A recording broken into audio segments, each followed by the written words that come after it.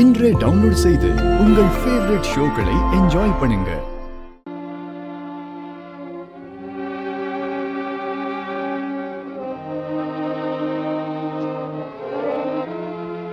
என்ன இப்போதாவது புரிந்து கொண்டாயா?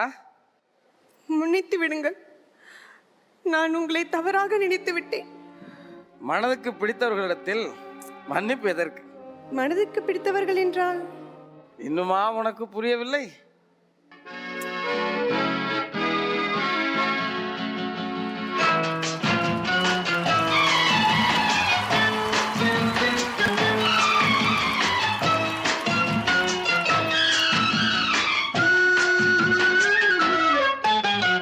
நாணமோ இன்னும் நாணமோ, இந்த ஜாடை நாடகம் என்ன, அந்த பார்வை கூறுவதென்ன?